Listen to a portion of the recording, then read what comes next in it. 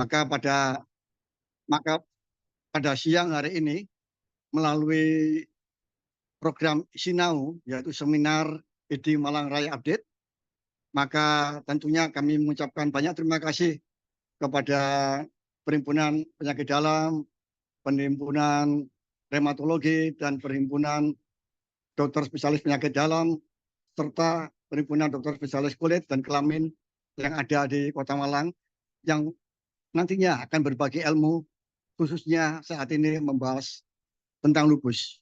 Dan tentunya kita lupus semua tahulah bahwasanya lupus adalah suatu penyakit yang jarang, tapi tidaklah boleh dibiarkan begitu saja. Tentunya perlu ditindaklanjuti untuk penanganannya yang lebih lanjut. Dan tentunya nanti pakar-pakar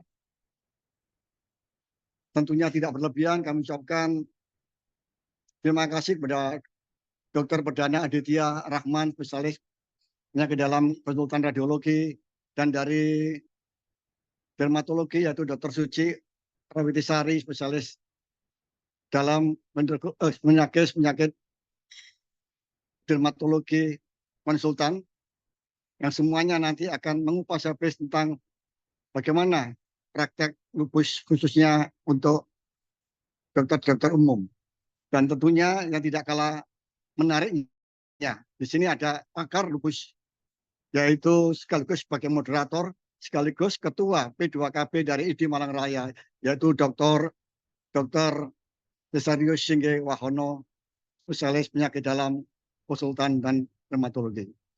Sekali lagi kami mengucapkan terima kasih kepada kepanitiaan ini, dan juga terima kasih sebesar-besarnya kepada para peserta yang meluangkan waktunya di siang Sabtu hari ini untuk berbagi, untuk mengambil ilmu tentang lupus, apa itu lupus, dan bagaimana tata pelaksanaannya sehari-harinya. Demikianlah kami yang perlu kami sampaikan. Tentunya terima kasih kepada semuanya, baik penyelenggara, moderator, dan tentunya tidak berlebihan kami sampaikan terima kasih yang banyak-banyak kepada para pemateri, yaitu Dr. Perdana dan Dr. Suci, yang telah menyiapkan materi pada siang hari ini. Demikian yang perlu kami sampaikan. Sekali lagi, ID Malang Raya terima kasih dan sangat menyambut baik apa itu kegiatan siang klinik ini melalui program dari P2KB ID Malang Raya. Demikian yang kami sampaikan, lebih dan kurangnya mohon maaf. Bila taufiq wal hidayah. Wassalamualaikum warahmatullahi wabarakatuh. Waalaikumsalam. Terima kasih atas sambutannya Dr. Bambang. Baiklah, sebelum memasuki materi yang pertama, marilah kita sambut moderator kita pada workshop kali ini, Dr. Cesarius Singgiwahono, spesialis penyakit dalam, konsultan rheumatologi. Beliau adalah Ketua Perhimpunan Rheumatologi Indonesia Cabang Malang. Kepada Dr. Singgi, kami persilahkan. Terima kasih Dr. Verina, terima kasih Dr. Bambang, guru dan sesepuh kami, baik di FKUP maupun di ID. Dan terima kasih semua para teman sejawat, peserta semua sudah hadir. Kita punya dua pembicara yang luar biasa, Dr. Perdana Aditya, spesialis penyakit dalam, konsultan rheumatologi, dan Dr. Suci Prawitasari, SPDV, konsultan. Jadi hari ini sebenarnya Lupus Day itu adalah 10 Mei. Ya, ini pas sudah habis-habisan penghabisan kami mengadakan, karena sebelumnya kami banyak offline di FK maupun di IJEN, Car Free Day. Nah, sekarang webinar untuk para dokter. Fokusnya itu nanti adalah praktis. Jadi di praktek sehari-hari. Dokter Adi nanti melihat mungkin kita ada miss seperti ini, harusnya lupus tapi memang bukan. Tapi atau ini sebenarnya bukan lupus tapi dijadikan lupus. Nah itu, waduh, yang benar bagaimana? Nah monggo nanti teman sejawat bisa menyampaikan pengalamannya. Kadang-kadang kita sendiri, kami sendiri juga kadang, waduh, ini lupus atau bukan? Nah, itu tidak gampang juga. Kemudian, Dr. Suci akan membahas pastinya nanti gambaran-gambaran Kulit ya, saya sendiri terus terang kalau sama kulit itu banyak sekali ya lesinya. Nah itu memang perlu kita ulang-ulang lagi sehingga tidak miss. Ya itu tadi, jangan sampai kita overdiagnosis lupus padahal bukan, atau malah misdiagnosis. Ya sehingga pasiennya sebenarnya lupus tapi tidak kita rujuk dan sebagainya. Saya kira mungkin tidak berlama-lama, kami persilahkan kepada pembicara pertama, Dr. Perdana Aditya, spesialis penyakit dalam konsultan reumatologi, untuk menyampaikan topiknya hari ini. Silakan, Dr. Adi. Panggilan populernya Dr. Adi. Kalau Dr. Terima Perdana kasih. terlalu panjang nanti ya, Dok ya. Terima kasih banyak Dokter Singgi. Terima kasih juga kepada ID Cabang Malang yang memfasilitasi dan memberikan kesempatan. Terima kasih juga kepada seluruh panitia yang membantu acara ini. Saya izin share screen. Oke, udah kelihatan ya Dok ya. Jadi, Ya, jelas. Cuma belum, sudah. Oke. ya. Ya. Jadi tadi sudah disampaikan bahwa kayaknya kita di sini lebih banyak sharing aja ya Dok ya, hal-hal yang praktis buat sehari-hari. Tapi tadi Dokter sendiri sudah sampaikan bahwa kayaknya kita menganggap ini penting gitu karena overdiagnosis itu juga kurang baik gitu ya, underdiagnosis juga kurang baik gitu. Kita lihat nanti beberapa contohnya. Kasus-kasus yang mungkin jadi ilustrasi, tapi sebagian memang terjadi seperti ini gitu. Jadi supaya kita bisa lebih aware ke depannya gitu, karena kayaknya penyakit autoimun juga tambah banyak gitu, dan bukan cuma lupus juga, tapi yang lain-lain juga tambah. Jadi hari ini saya nggak tahu sejawat sekalian di sini ada yang tahu aplikasi ini atau enggak ya.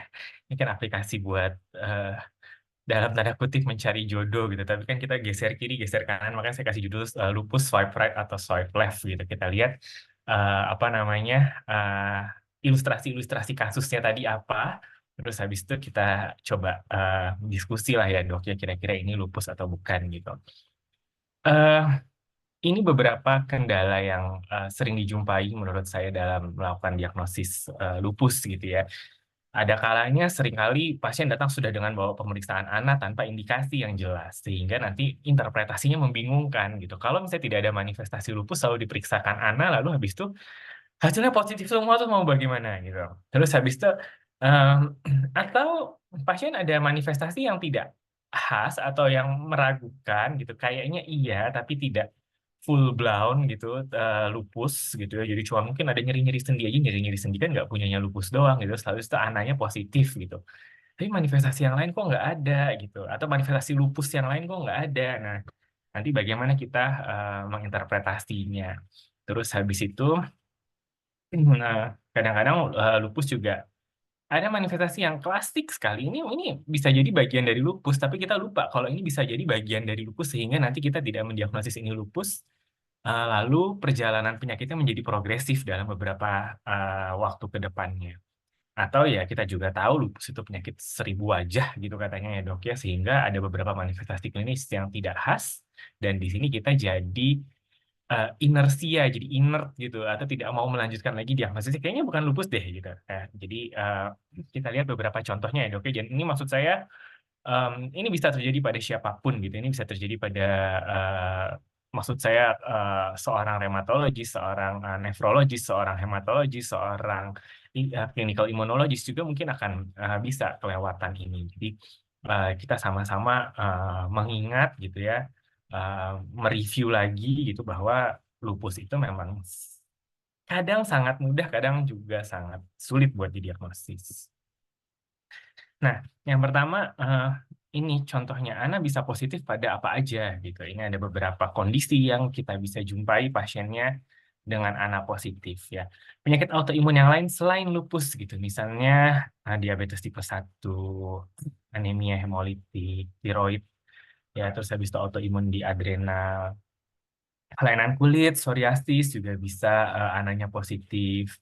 Infeksi ya, TBC itu juga tidak jarang ananya positif. Hepatitis virus, virus-virus yang lain itu juga bisa ananya positif, yang mungkin sebetulnya Kita juga tahu bahwa infeksi itu adalah faktor risiko untuk terjadinya lupus di beberapa tahun kemudian. Tapi memang mungkin ananya muncul dulu, tapi manifestasi klinisnya belum muncul.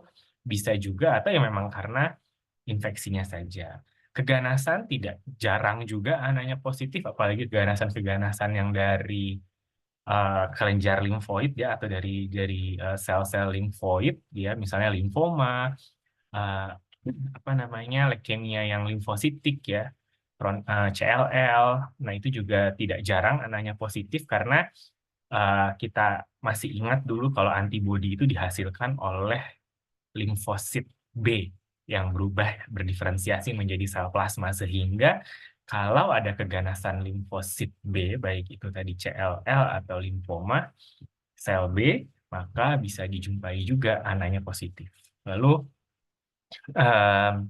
penyakit liver ya, hepatitis kronis, terus ini primary biliary cirrhosis, itu memang salah satu kondisi autoimun ya. Tapi dia bukan lupus, jadi memang ANA itu bisa dijumpai pada berbagai kondisi. Oleh karena itu memang ada beberapa yang sering atau suka melakukan ANA itu buat screening gitu, tapi nanti kalau hasilnya positif itu membingungkan. Jadi sehingga ketika memutuskan melakukan pemeriksaan ANA itu kita harus sangat bijak sebelum, oh ya, periksa ANA-nya. Ini contoh kasusnya ya dok, ya ada wanita 27 tahun, nyeri sendi di kedua tangan sejak 5 bulan, tidak ada rambut rontok, tidak ada ruam kulit, tapi tensinya tinggi ya dok ya. Terus pemeriksaan tanda vital yang lain normal-normal saja. Terus habis itu pemeriksaan darah lengkap ya, AB, leukosit, trombosit, hematokrit hitung jenis dalam batas normal. Terus pemeriksaan urinalisa didapatkan protein urea positif 2 dan hematuria positif 2. Sejawat sekalian bisa lihat ini gambar jarinya gitu. Kira-kira nih dok, lalu dilakukanlah pemeriksaan ANA.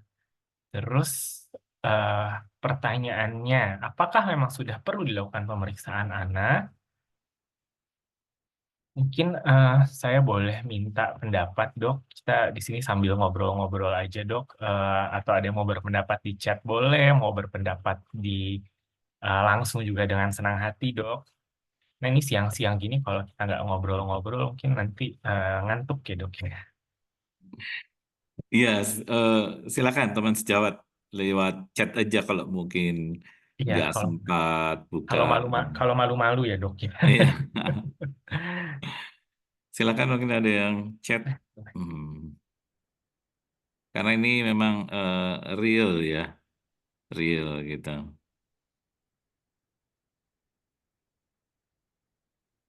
Kita tunggu sebentar.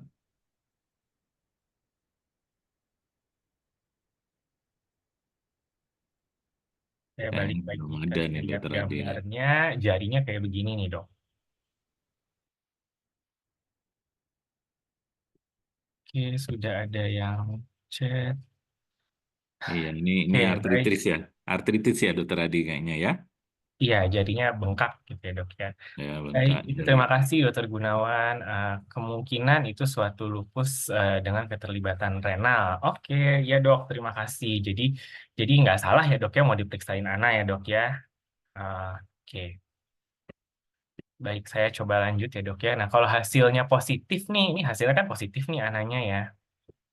Oke, ada lagi yang menyarankan konfirmasi anamnesis radang sendi atau nyeri sendi. Ya, tentunya nanti dengan pemeriksaan fisik yang lebih detail kita coba ya, dok ya, artritis atau ini ada yang sudah menjawab bahwa sesuai dengan acara anak positif memenuhi kriteria diagnosis. Oke, terima kasih banyak dok sumbang sarannya. Jadi saya rasa sejawat sekalian di sini juga mungkin sudah cukup terpapar gitu ya dok ya dengan kasus-kasus lupus gitu. Oke, mari kita lanjutkan. Kita lihat lagi ya, ini jarinya seperti ini. Lalu, oke, baik.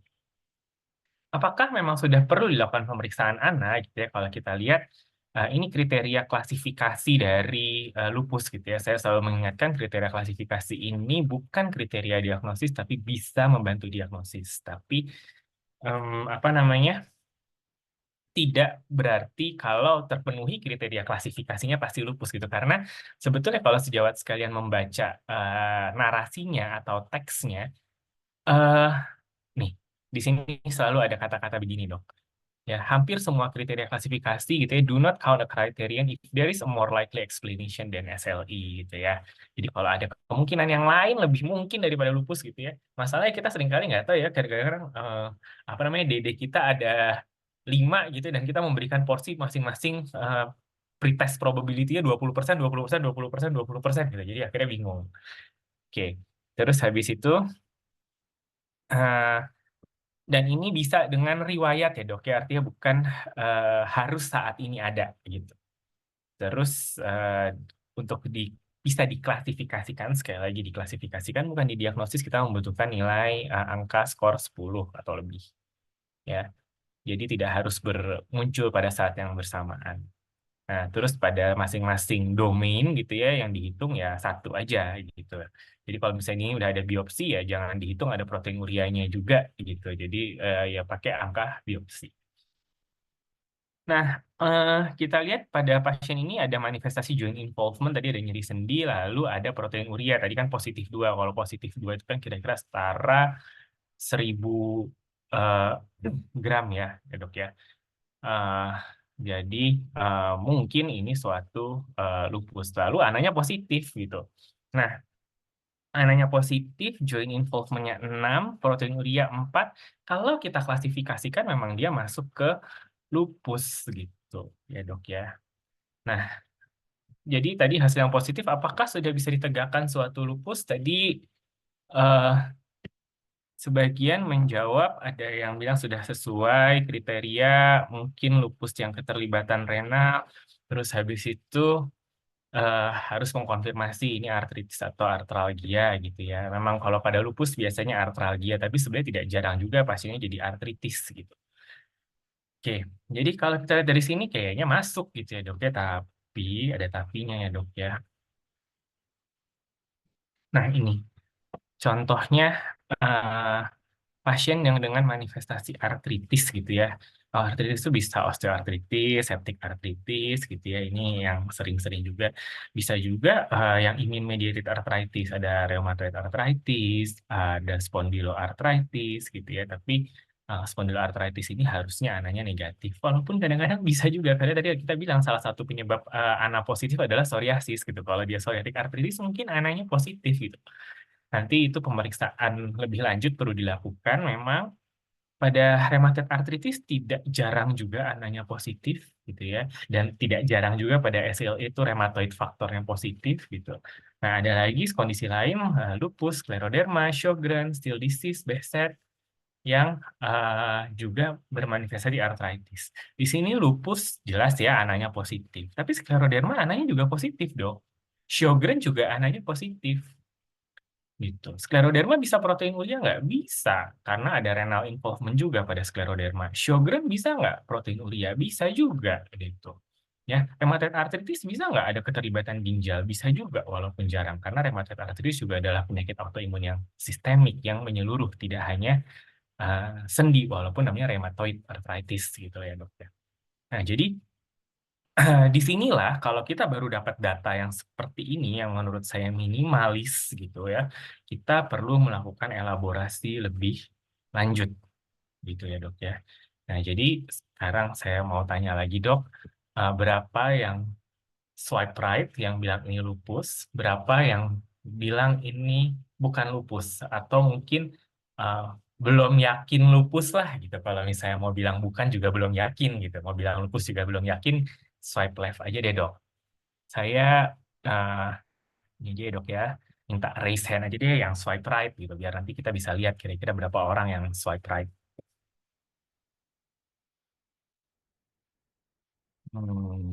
Mohon resen. Swipe right berarti yang apa, dokter Adi? Yes apa yang no? Yang ini lupus gitu dok. Jadi yes ya. Jadi saya votingnya di sini aja baru 1 yang bilang ini lupus. Silakan, monggo para peserta semua. Saya nggak itu dok, saya nggak akan nanyain yang mana gitu. Ini cuma saya akan hitung aja berapa yang swipe right gitu. Monggo. Swipe right berarti angkat tangan, Ya, raise hand. ada 2 nih yang Masih raise masih hand. 2, yang lainnya mungkin masih Oh, 4, tadi berpikir. ada yang di chat 1, 5, oke. Ada yang di chat, ya. Jadi ragu-ragu ya dok. Oke, sejauh sekalian jadi eh, ya, oke baik dok. Oke, saya rasa kita coba bahas lagi diskusinya ya dok ya. Nah, kita balik lagi slide-nya dok ya. Nah, jadi ini kita lihat jarinya bengkak sih ya dok ya. Sebenarnya harusnya kita periksa ini, eh, kita pencet-pencet ini artritis atau enggak. Terus habis itu sejawat sekalian bisa merasakan adanya sinovitis atau tidak gitu ya. Jadi dengan terbiasa memeriksa sendi itu nanti kalau sinovitisnya cukup berat itu biasanya berasa dok, itu kayak apa ya, agak agak apa ya, agak kenyal gitu dok kalau dipegang-pegang kalau memang itu sinovitis. Terus ini juga kita lihat jarinya gendut-gendut dok ya. Jadi ini eh, manifestasi yang sebenarnya namanya puffy fingers dok. Jadi ini jari yang bengkak itu biasa dijumpai pada skleroderma yang awal gitu. Nah, adanya hipertensi ini memang bisa dijumpai pada nefritis lupus gitu ya, terutama yang kelas 3 ke atas. Kelas 3, 4, dan 6 itu ya dok ya, itu biasanya ada hipertensi, proteinuria dan hematuria itu juga bisa dijumpai, tapi hati-hati skleroderma juga bisa gitu ya. Ya di sini kenapa salah satu clue-nya adalah ya ini nyeri sendi itu bisa punyanya siapapun gitu ya, tapi manifestasi yang lain-lain ini kurang lengkap juga kalau mau kita bilang lupus ya. Jadi 2 manifestasi ini, artritis dan proteinuria ini masih punya diagnosis banding. Ya, jadi tidak hanya miliknya lupus tadi ya. Jadi ini kita masih harus pikirkan yang lain. Ya, dari beberapa kondisi ini tadi saya sampaikan bahwa rheumatoid arthritis, SLE, systemic sclerosis atau skleroderma, Sjogren itu juga bisa dijumpai proteinuria. Nah, disinilah kita penting sekali untuk melakukan pemeriksaan lanjutan. Kecuali misalnya kita mendapatkan beberapa kondisi yang mau dibilang patognomonis juga tidak, tapi maksudnya hampir itu sangat khas pada lupus itu adalah malar rash. Itu cukup khas pada lupus. Atau misalnya eh, apa namanya pada Sjogren gitu ya, Sjogren yang awal kita dapatkan pembesaran kelenjar parotis ya, kalau masih sangat awal. Nah, ini sistemik sklerosis ini kalau sudah berat gitu kita bisa lihat di kulitnya memang menebal, ada apa namanya, ada ruam salt and pepper itu yang bercak-bercak gitu ya, seperti makanya dibilang salt and pepper kayak lada dan garam kalau ditabur di kulitnya. Nah, terus habis itu apa namanya, bisa juga eh, yang khas pada skleroderma itu tadi puffy fingers itu adalah gejala awal early skleroderma. Jadi ada kriterianya namanya kriteria FEDOS gitu ya.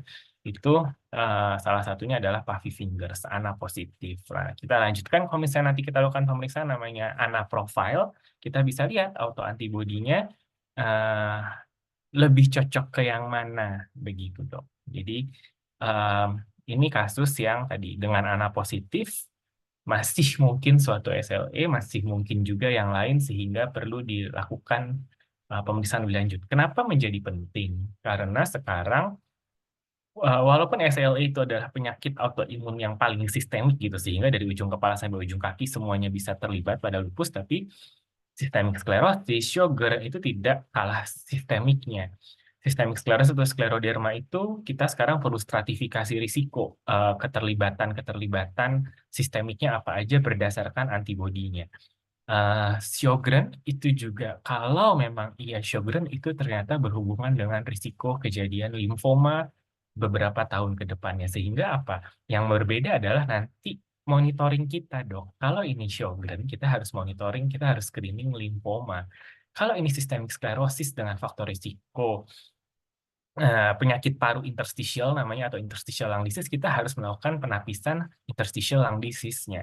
Kalau ini SLE, nah itu lagi jadi banyak lagi, kita harus melakukan stratifikasi risiko keterlibatan organ-organ yang lain yang saat ini baru dijumpai, keterlibatan muskuloskeletal dan ginjal. Iya. Ya, terima kasih. Itu ada yang menyarankan, apakah ini suatu keterlibatan adrenal? Bisa juga, Dok. Betul, Dok. Setuju. Jadi, eh, apa namanya? Tapi kalau adrenalitis gitu ya, kalau autoimun adrenalitis itu biasanya eh, hipo gitu, Dok. Jadi dia akan Edison. Nah, kalau ada tumor, ada massa, biasanya kan berarti meningkat. Kita kan kalau ketemu massa di organ endokrin, kita akan berpikir ini suatu functional adenoma atau non-functioning adenoma. Kalau non-functioning berarti dia tidak mengeluarkan hormon. Kalau dia functioning, dia akan mengeluarkan hormon sehingga manifestasinya adalah hiper dari hormon-hormon yang dihasilkan oleh adrenal. Tapi setuju sekali paraneoplastic arthritis itu perlu dipertimbangkan ya. Jadi beberapa kasus juga apa namanya pasien dengan artritis yang tidak bisa didefinisikan gitu, kita pikirkan kok fiturnya fitur inflamasi, marker inflamasinya nggak tinggi gitu, tapi setelah kita tanya riwayatnya, oh iya ada riwayat keganasan breast, ada riwayat, nah itu bisa jadi paraneoplastik, artinya jangan-jangan dia relapse tapi yang muncul juga manifestasi paraneoplastiknya. Terima kasih dok sumbang sarannya. Jadi pesannya adalah ANA positif itu memang menjadi challenging. Jadi makanya memang kita harus melakukan apa namanya review, history taking, pemeriksaan fisik yang eh, lebih detail kalau ketemu ANA positif gitu ya dok ya. Jadi kalau dilihat ini tadi pasien bisa diklasifikasikan ke dalam lupus, tapi ternyata masih mungkin ada penyebab yang lain. Ya, tadi skleroderma yang awal kadang-kadang manifestasinya tidak full blown gitu ya, kulitnya belum mengeras atau mengerasnya hanya baru di ujung-ujung, jadi distal distal sklerosis gitu ya dok ya. Kadang-kadang kita nggak periksa tuh yang ujung-ujung di jari-jari gitu, kita cuma periksa udah di punggung tangan atau malah di lengan bawah.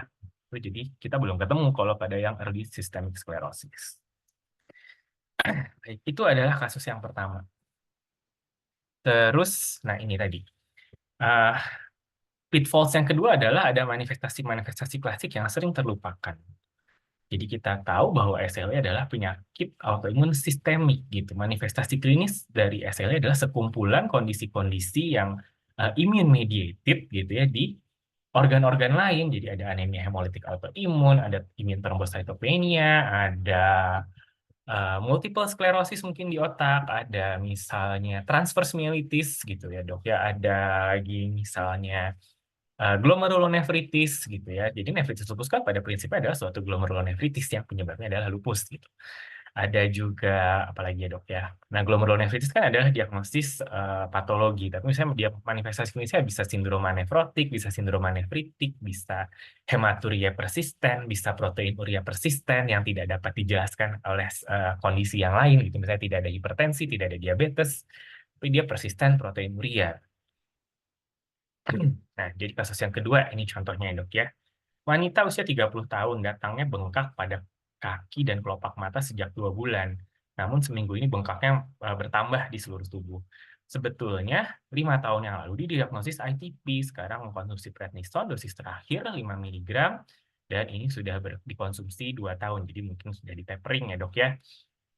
Lalu pemeriksaan fisiknya didapatkan edema anasarka, ada peteki dan purpura pada ekstremitasnya, Hb 10,6, trombosit 78.000, ada protein urea positif 4, kreatininnya 1,9. Oke. Kembali lagi ke kriteria yang tadi ya dok ya.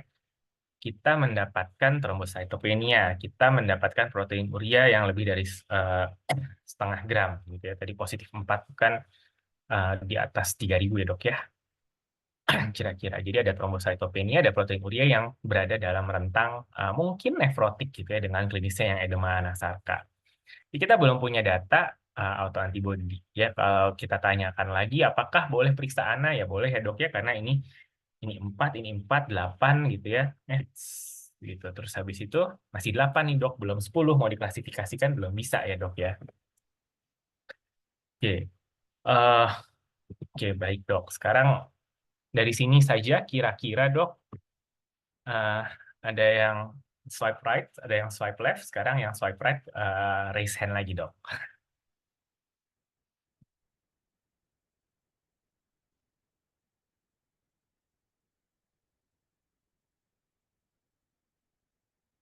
Yang setuju ini lupus, Dok? Saya balikan lagi kasusnya, wanita 30 tahun, edema anasarka ya dok ya, terus habis itu ada riwayat ITP, 5 tahun yang lalu masih dalam pengobatan steroid. HB-nya 10,6, agak turun dikit, trombositnya 78.000, protein uri turun ya dok ya. Protein urea positif 4, kreatinin 1,9. Silahkan dok, yang setuju ini lupus gitu dok.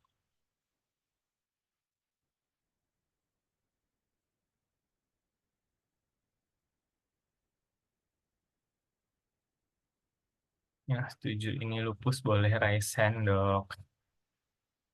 1 orang. Yang lain 2 orang, 4, lumayan. Oke, ya 5 bertambah 6. Oke, ya 7. Baik dok. Oke, jadi kembali lagi kalau kita oke ada yang naik turun. Oke, nggak apa-apa dok. Kalau kita lihat kriteria klasifikasi ini, dia memang ada manifestasi lupusnya gitu ya. Tapi kita belum periksa ANA. Beda pertama kasus yang pertama tadi ada periksa ANA.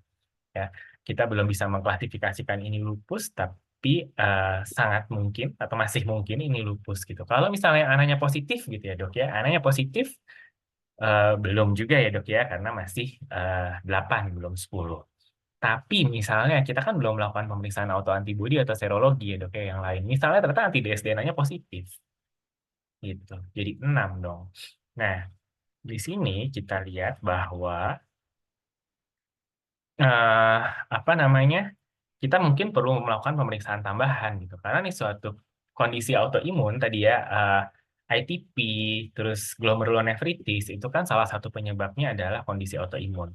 Nah, itu perlu ditegakkan, perlu pemeriksaan autoantibodi tentunya. Jadi kita kalau mau bilang autoimun, itu harus ada autoantibodi. Lalu kalau ada autoantibodi, apakah pasti penyakit autoimun?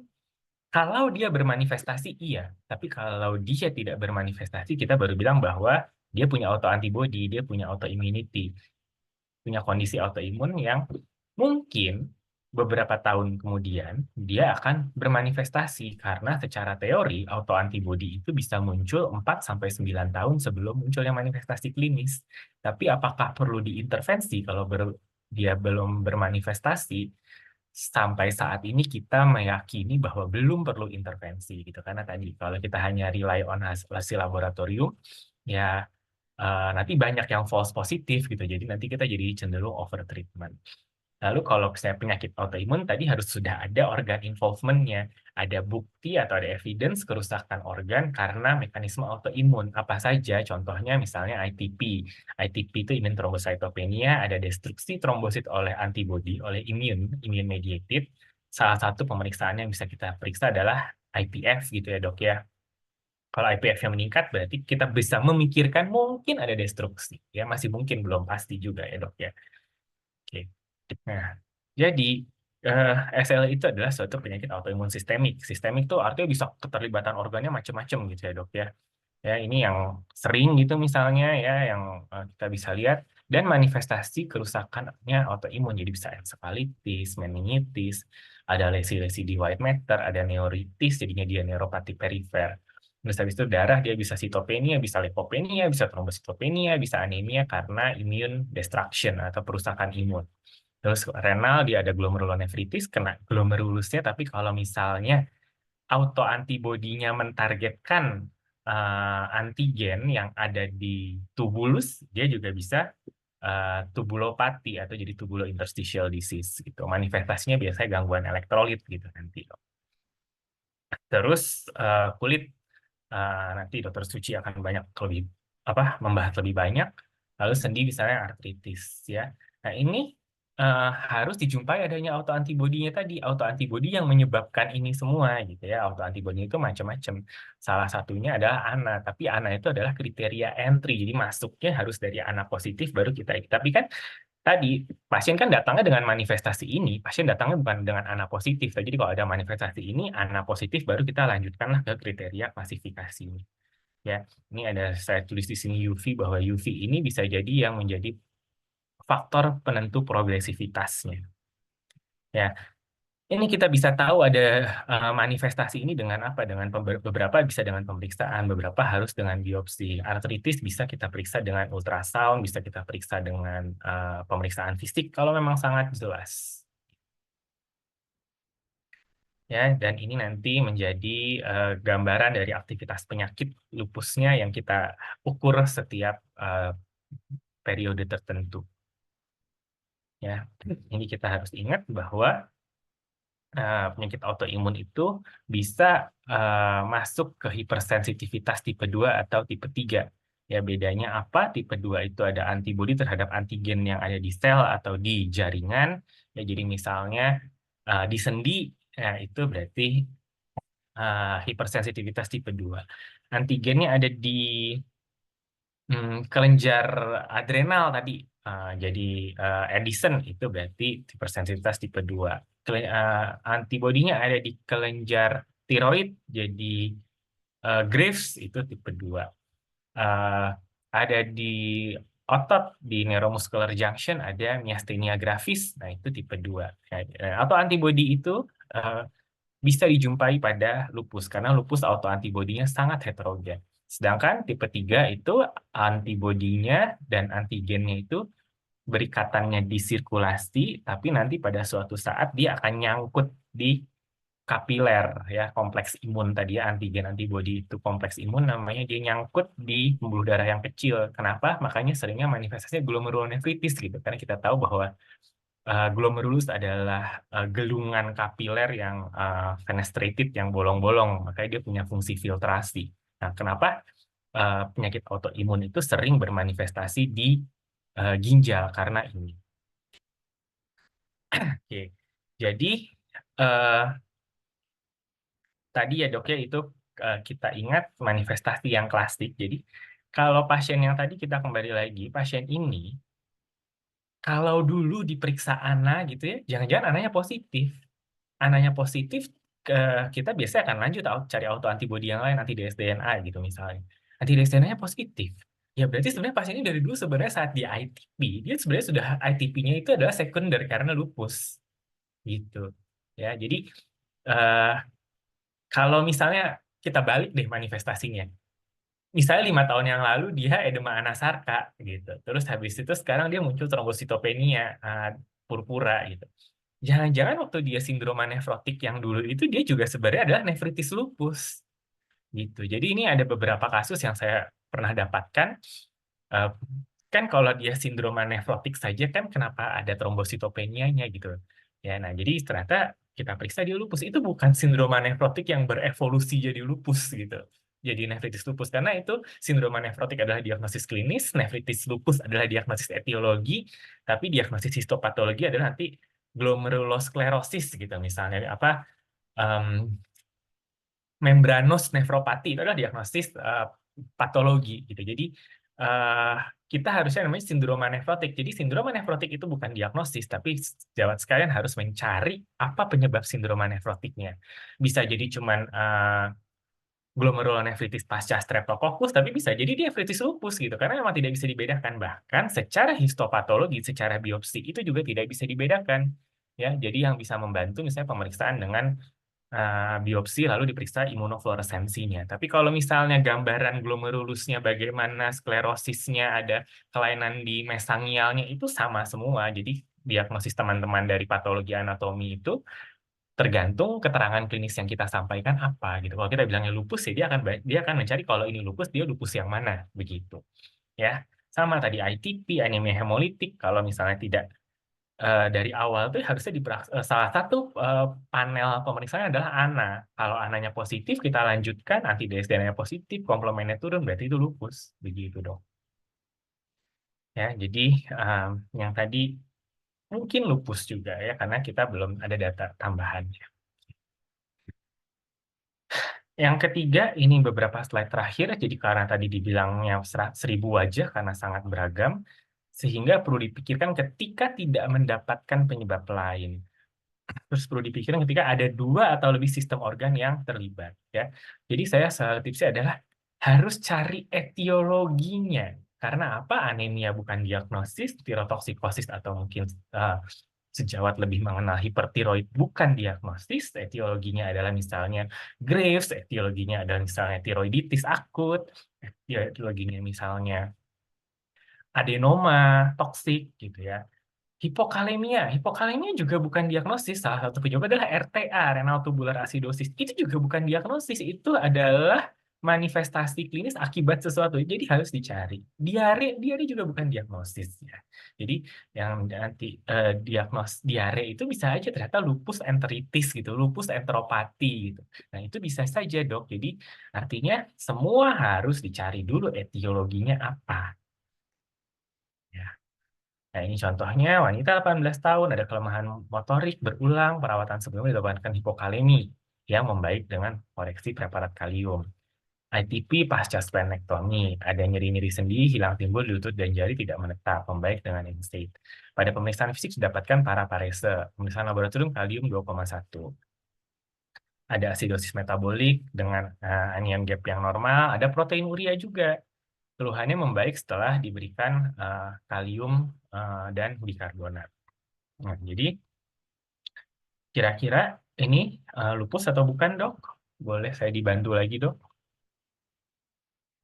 Atau sekarang mungkin agak dirubah sedikit ya. Mungkin nggak ini lupus?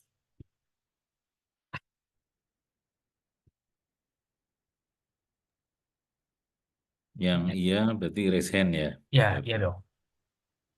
Ya, monggo silakan.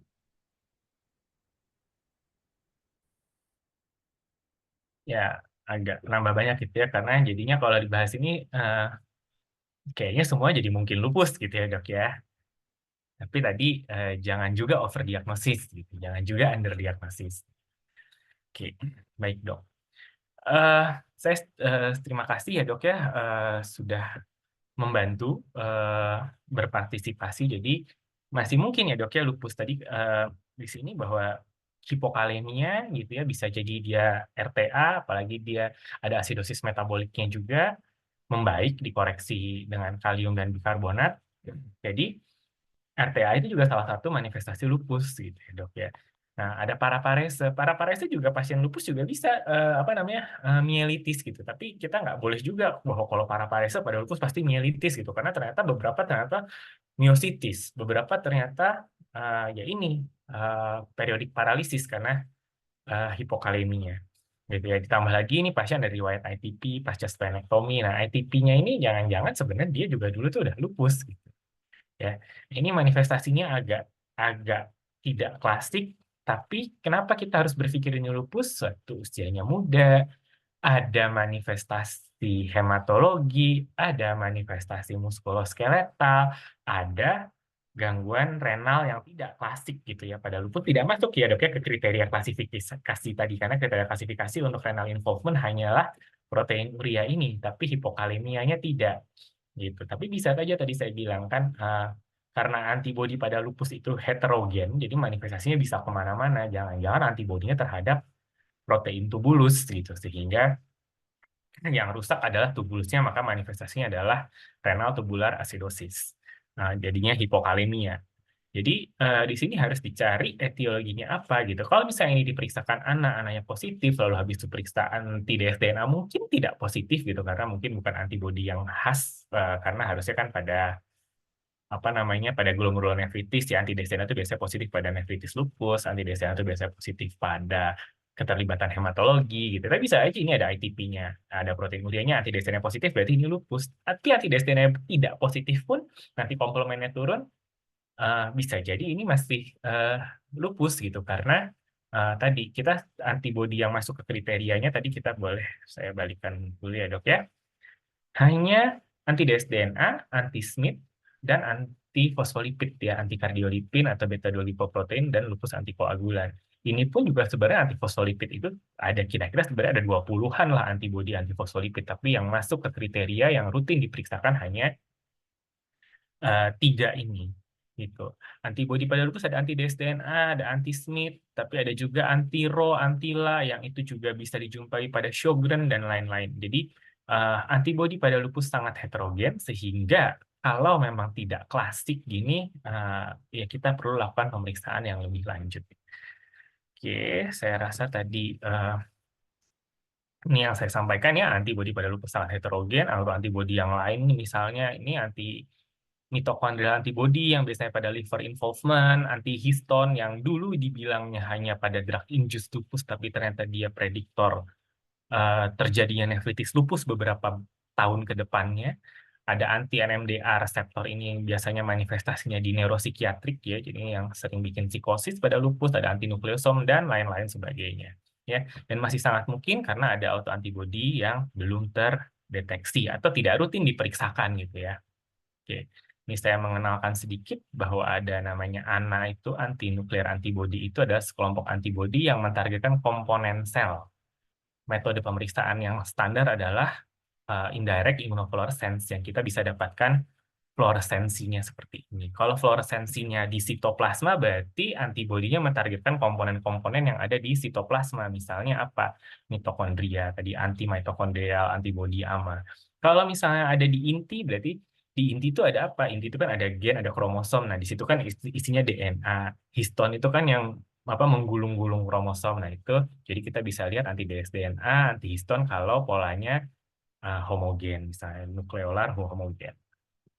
Oke, jadi tadi pesannya ada misalnya ITP, ada IHA, ada mielitis atau ada yang lain-lainnya, tambah ananya positif, lalu ada autoantibody yang lain yang positif terutama, apalagi autoantibody yang sangat spesifik pada lupus, misalnya anti dsDNA dan anti SM tadi, ya itu berarti sebetulnya SLE, dok.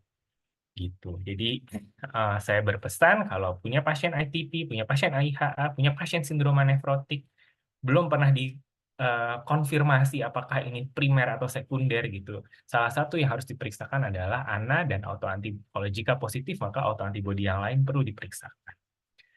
Sebagai kesimpulan, ANA positif tidak selalu autoimun atau tidak selalu lupus gitu ya. Manifestasi lupus sangat beragam gitu ya. Jika menemukan manifestasi lupus, maka kita harus melanjutkan pemeriksaan autoantibodinya. Ya, lalu kita perlu curiga lupus kapan sih? Kalau wanita muda, ya walaupun sekarang sebenarnya trennya tua pun boleh gitu ya dokter, di atas 40 tahun banyak juga yang baru terdiagnosis lupus multi organ dan destruksi atau disfungsi organ karena mekanisme yang diperantarai oleh imun atau autoimun dan tidak menemukan penyebab lain yang bisa menjelaskan kondisi itu, maka perlu memikirkan itu lupus gitu ya. Dan tadi autoantibody itu makin lama makin banyak, makin berkembang, manfaat interpretasinya, bahkan autoantibody sekarang bisa dipakai buat prognosis beberapa gitu juga semakin berkembang.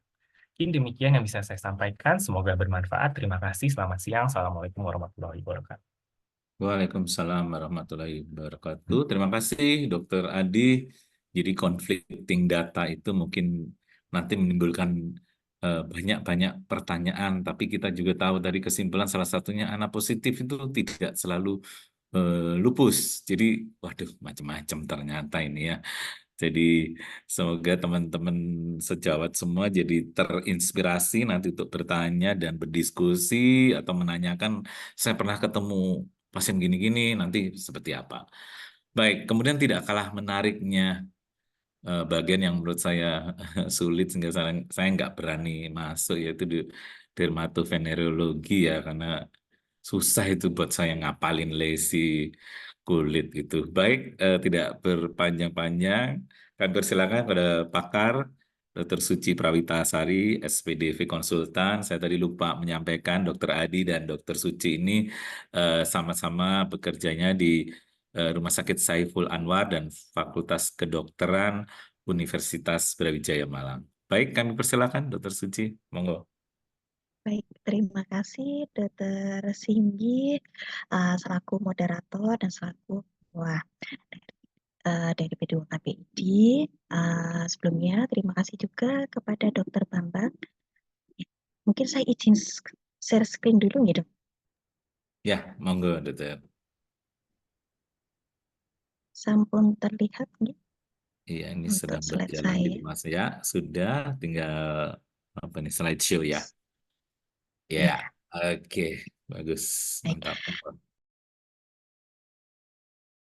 tadi sudah banyak sekali tentang lupus gitu ya, tentang lupus, SLE. Nah, saya mungkin di sini fokusnya terhadap manifestasi, salah satu manifestasi dari SLE yaitu pada kulitnya.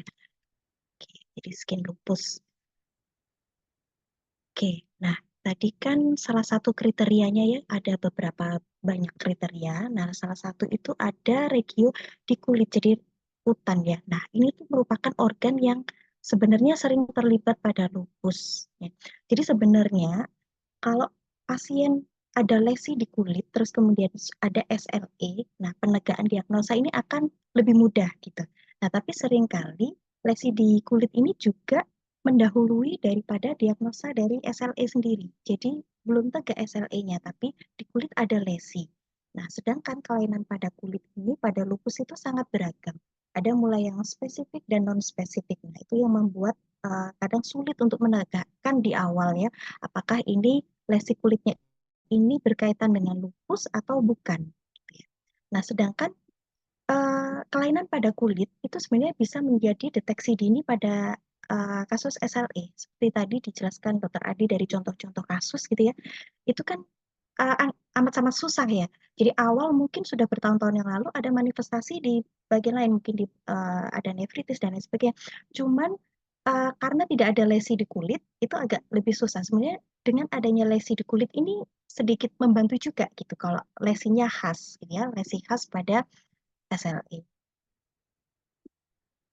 Nah, seperti disebutkan tadi bahwa kriteria dari SLE ini ada suatu kriteria. Nah, salah satunya adalah pada domain kutan. Nah, pada domain kutan ini yang disebutkan di sini kan ada non-scaring alopecia, ada luka pada oral, di daerah oral. Nah, ini sebenarnya ini adalah lesi yang tidak khas untuk kulit, tidak khas untuk lupus. Jadi sebenarnya itu adalah banyak sekali penyakit kulit yang mempunyai lesi di oral maupun yang non-scaring alopecia. Nah, ini manifestasinya ada yang spesifik maupun yang non-spesifik. Mungkin yang pertama yang spesifik dulu. Nah, spesifik ini dibagi berdasarkan akut, subakut, atau kronis. Nah, kalau akut, akut ini adalah sebenarnya manifestasi kulit dari SLE atau kita bisa menyebutnya CLE gitu ya. Itu yang paling mudah untuk didiagnosa, lupus cutaneous akut ya, karena lesinya yang khas, yaitu salah satunya adalah malares. Kalau malares, udah malares gitu, kita mungkin, oh ya ini mungkin lupus, apalagi kalau sudah memenuhi kriteria yang lain ya. Tapi definisi malares sendiri nanti yang akan dijelaskan di slide berikutnya. Kemudian ada fotosensitivitas, kemudian ada alopecia atau rambut rontok ya. Rambut rontok ini juga harus ditentukan apakah benar-benar rambut rontok ini rambut rontoknya yang khas lupus atau bukan. Nah, nanti yang seperti apa nanti di slide berikutnya. Kemudian ada luka pada daerah mulut atau sariawan ya. Nah, dari semua ini kan masih belum khas ya, apakah ini lupus atau tidak. Oke, yang pertama adalah fotosensitivitas. Jadi fotosensitivitas ini reaksi kulit yang tidak lazim akibat paparan sinar UV. Nah, ini biasanya tergantung pada durasi dan intensitas paparan sinar UV tersebut. Jadi bukan yang sekedar silau gitu aja ya. Nah, kemudian fotosensitivitas ini sebenarnya bisa dipicu oleh obat ya. Jadi bisa dipicu oleh obat. Nah, salah satunya adalah beberapa obat yang di sini ya. Nah, ini itu biasanya ada faktor pada obat-obatan di sini itu mempunyai sifat sebagai photosensitizer. Kemudian nah, tapi yang perlu diperhatikan harus kita lihat nih kemiripan ya. Jadi pada dermatitis fotokontak ini juga bisa ada reaksi yang fotosensitivitas tadi ya. Jadi itu harus dibedakan apakah ini fotosensitivitas pada lupus atau ada dermatitis fotokontak. Apalagi kalau tadi ada resnya ya pada CLE, ada RES, kemudian ada fotosensitivitas, apakah ini benar-benar lupus atau dermatitis fotokontak. Nah, bagaimana cara membedakannya? Biasanya kalau LE, jadi ACLE, itu biasanya pada RES-nya adalah pada daerah yang sun expose. Ya. Kemudian ada fotosensitivitas. Dermatitis fotokontak juga sama, cuman ada kontaknya. Jadi ada kontak. Kontak itu berarti ada riwayat paparan kontak terhadap agen tersebut. Kalau jadi ada agen topikal yang dimana dia mempengaruhi sensitivitas terhadap sinar UV. Nah, itu bedanya dengan yang ACLE tadi. Kalau ACLE memang dia ada obat-obatan yang oral gitu ya, kemudian dia memicu reaksi fotosensitivitas. Kemudian, nah ini adalah yang kedua, itu malares. Nah, definisi malares itu bukan sekedar merah pada daerah pipi, tapi ada yang khasnya, yaitu biasanya dia berupa, kalau kita pada kulit, itu biasanya kita ada lesi, itu kita harus definisikan, apakah ini patch, atau ini makula, atau ini papul, ya, itu ada definisinya sendiri. Jadi kalau malares ini biasanya patch. Patch itu berarti dia tidak teraba pada perabaan, ya, jadi tidak meninggi. Patch warnanya merah, kemudian dia awalnya bisa 1 atau 2 gitu ya, kemudian berkonfluen, menyebar, kemudian simetris, dan ada edemnya. Kalau malaris itu ada edemnya, dan melewati tengah hidung, tapi nasolabial folds biasanya bersih. Nah, itu khasnya dari malaris pada SLE atau ACLE, ya. Kemudian daerah forehead, pada daerah dagu, pada V area pada leher juga bisa terlibat. Jadi pada sun expose. Nah, ini biasanya pada yang akut itu lebih banyak dia generalize ya. Kalau localize itu biasanya yaitu tadi malares itu pada ACLE yang localize. Sedangkan kalau yang generalize itu biasanya sebenarnya justru paling banyak pada ACLE. Nah, awalnya tadi bisa makula atau papul kecil kemudian berkonfluen. Nah, ini juga bisa mirip dengan penyakit kulit lainnya, yaitu rosacea. Ya, rosacea itu hampir mirip seperti malares tadi, ya, tapi kemerahannya lebih banyak pada daerah pipi. Kemudian ada sensasi seperti rasa terbakar, terutama dipicu jika misalnya terkena sinar matahari, terkena panas ya, suhu udara yang panas, ataupun makanan yang panas berkuah, itu ada rasa sensasi flushing namanya, seperti rasa terbakar. Kalau pada malares tadi tidak, jadi ya sama aja. Kemudian semakin memerah saat terkena udara panas atau makanan pedas. Jadi ada kondisi di mana dia tidak terlalu merah, kemudian memerah saat kena udara panas ataupun kena sinar matahari. Terus kemudian ada yang acne rosacea, jadi rosacea tapi ada jerawatnya. Nah, ini kan kalau dilihat sekilas gitu ya tampak seperti malares. Cuman bedanya tadi ini kalau ini tuh dia ada acne-nya. Acne itu berarti ada komedo, ada yang bentuk papul, kemudian bukan patch. Kalau patch itu dia rata. Kalau jerawat, acne itu dia ada papul, kemudian ada komedo. Nah, itu jadi harus diraba. Terus kemudian harus dianamnesa tadi apakah ada perubahan jika dia terkena udara panas atau makanan-makanan pedas. Ya. Terus juga kalau rosacea, acne rosacea ini dia biasanya cuma di daerah wajah aja. Jadi tidak di leher, di daerah V tadi tidak. Jadi dia pada daerah wajah. Nah, kemudian ini adalah manifestasi lain dari yang ACLE. Ya. Jadi kalau generalized ACLE itu bisa terkena di seluruh, jadi tidak hanya di wajah, tapi sun expose. Jadi pada lengan juga bisa, ya. Pada lengan juga bisa, pada tangan juga bisa. Bentuknya dia morbilliform, jadi seperti gabaken. Kemudian atau exanthematus, ya. Terus kemudian dia fokusnya pada daerah ekstensor. Jadi walaupun generalized, tapi pada daerah ekstensor, lengan, tangan, gitu ya. Dan khasnya adalah ini, menyisakan daerah knuckles. Knuckles tuh bahasa Indonesianya apa ya? Di daerah persendian di jari-jari tangan itu dia bersih. Jadi seperti di gambar ini dia bersih ya. Walaupun di sini ada patch plak kemerahan. Nah, ini nanti ada mirip kondisi seperti ini jika pada tangan aja ya, yaitu kondisi namanya dermatomyositis, itu penyakit autoimun juga. Nah, bedanya kalau dermatomyositis justru yang merah adalah di daerah knuckles-nya ini, jadi di daerah persendian. Sedangkan pada ACLE, pada lupus yang akut, dia justru sparing di daerah knuckles-nya tadi. Kemudian jika dilihat lebih detail lagi, jadi kita harus melihat detail kalau pada kulit. Nah, pada jari ini itu bisa ada periungual eritem, jadi ada kemerahan, kemudian ada telengaksia di sini. Ya. Ya. Kemudian ada juga bentuk yang jarang. Jadi kadang-kadang ACLE juga ada bentuk yang jarang, yaitu dia luas dan dia severe. Nah, kalau severe ini bentuknya seperti SJS atau TEN. Jadi kondisi seperti ini kan kadang SJS atau TEN dia alergi obat itu. Nah, ini seperti ini. Ini bisa juga ACLE juga kondisi seperti ini yang menyerupai SJS atau TEN. Cuman bedanya kalau TEN atau SJS kita kan memang harus ada tadi predisposi obat yang baru dipakai, kemudian reaksi alergi biasanya juga akut, cuman dia ada triasnya, jadi melibatkan daerah mukosa. Sedangkan kalau pada ACLE, walaupun lesinya mirip seperti TEN atau SJS, tapi mukosa dia bersih, jadi mukosa bibir dia bersih. Kalau SJS atau TEN, maka ini biasanya ada lesi, jadi lesi berupa luka yang gelap ya, yang berdarah. Kemudian, ya. Nah, lesi dari ACLE ini, yang merah-merah ini, kemudian biasanya munculnya dia singkat, kemudian nanti akan berubah menjadi patch yang hiperpigmentasi. Jadi menjadi bekas yang hiperpigmentasi. Itu yang membedakan. Oke, kemudian ini bentuk lain tadi dari yang akut adanya oral ulcer atau sariawan ya. Kemudian ada alopecia. Alopecia atau rambut rontok. Nah, rambut rontoknya ini seperti ini ya.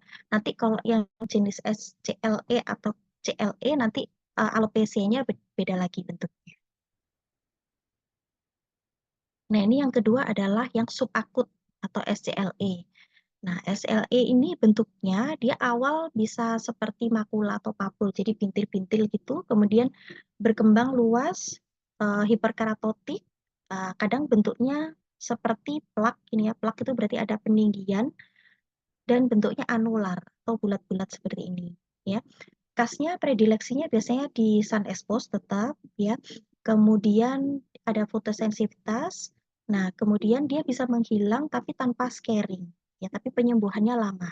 Nah, bekas lukanya yang awalnya dari kemerahan ini nanti lama-lama dia akan menjadi leukoderma. Leukoderma itu jadi bekas yang mirip-mirip vitiligo. Jadi vitiligo-like leukoderma. Jadi seperti putih-putih ya bejaknya. Kemudian ada telangiectasia. Nah, ada lesi yang atipikal itu bisa menyerupai SJS lagi atau erythema multiforme. Nah, beda dengan yang ACLE tadi yang akut, kalau subakut ini dia biasanya sembuh tapi lebih tidak terlalu berbekas ya. Bekasnya itu tadi berkas putih-putih. Kalau yang ACLE dia menjadi bekas kehitaman ya. Kemudian dia lebih sedikit bengkak kalau yang ACLE. Kemudian lebih seringnya adalah di daerah leher atau tangan. Jadi jarang pada wajah. Ya. Kalaupun misalnya ada pada wajah, maka untuk yang SCLE ini dia bedanya adalah dia sparing di daerah sentral. Jadi justru sentralnya tidak ada di daerah malar. Ya. Biasanya posisinya di daerah lateral kalau yang SCLE. Kalau yang akut tadi di daerah tengah. Oke. Nah, ini yang kronis, lupus cutaneus kronis. Jadi paling sering bentuknya adalah yang discoid lupus erythematus. Itu biasanya dia makula atau papul, warnanya merah atau keunguan gitu ya. Terus kemudian berkembang menjadi hiperkeratotik. Nah, warnanya lama-lama bisa menjadi hiperpigmentasi seperti ini ya. Jadi khasnya dia seperti ini. Jadi di pinggir ini eritema atau hiperpigmentasi ya, tapi tengahnya ada atrofi atau central healing. Jadi seperti ini, itu pinggirnya eritem, tapi tengahnya central healing. Ya. Terus kemudian jika itu mengenai pada daerah rambut, maka khasnya adalah scarring alopecia. Jadi alopecia ada scarnya. Itu yang membedakan tadi dengan yang akut. Kalau yang akut, dia ada alopecia, tapi dia tanpa scar. Jadi non-scarring alopecia. Sedangkan yang kronis, ini scarring alopecia. Lokasi tersering bisa pada wajah, pada telinga, pada V area, atau ekstensor dari lengan. Nah, khasnya adalah seperti ini tadi ya. Jadi pinggirnya eritem atau hiperpigmentasi, kemudian tengahnya central healing. Nah, ini adalah bentuk lain dari yang kronis, yaitu yang LE panniculitis. Nah, LE panniculitis ini bentuk yang langka dari yang kronis. Nah, lesinya dia bisa di dermis dan subkutis sehingga bisa berupa nodul-nodul. Jadi pada ini kalau ini seperti ini kelihatan ya. Kadang-kadang ada yang tidak terlalu kelihatan, tapi jika diraba papul maupun nodul dia harus diraba. Kadang di subkutis kadang tidak terlalu kelihatan jendol gitu. Kalau di sini kan masih kelihatan jendol ya. Tuh. Terus kemudian yang di sebelah kanan ini adalah chilblain LE, dia biasanya pada jari-jari tangan, kaki, dan juga wajah. Dia ada patch purple atau red. Nah, biasanya ini chilblain ini pada lupus yang kronis. Ya. Nah, ini yang kelainan kulit yang non-spesifik pada LE. Nah, jadi bisa berbentuk papal purpura. Ya, ini bentuk varikulitis sebenarnya. Ada yang papal purpura, terus kemudian ada yang urtikarial vaskulitis. Nah, yang di sini adalah livedoid vaskulitis, ya biasanya di daerah kaki ya, biasanya simetris kanan maupun kiri. Sedangkan yang di bawah ini adalah livedo reticularis. Jadi bentuknya ya mirip tidak khas juga akantosis nigricans biasanya pada pasien yang obes. Nah, itu bercak-bercak kehitaman pada daerah sekitar leher, kemudian pada ketiak ya. Dan yang terakhir ini ada non-scaring alopecia. Nah, bentuk-bentuk yang seperti ini yang kurang khas ini yang kadang kita susah untuk menentukan apakah ini CLE ataupun bukan. LE atau bukan. Oke. Nah, oleh karena itu biasanya kita perlu juga pemeriksaan juga perlu juga ya. Jadi memang harus dilakukan pemeriksaan histopatologi untuk mengkonfirm diagnosis apakah lesi ini itu SLE atau bukan, CLE atau bukan.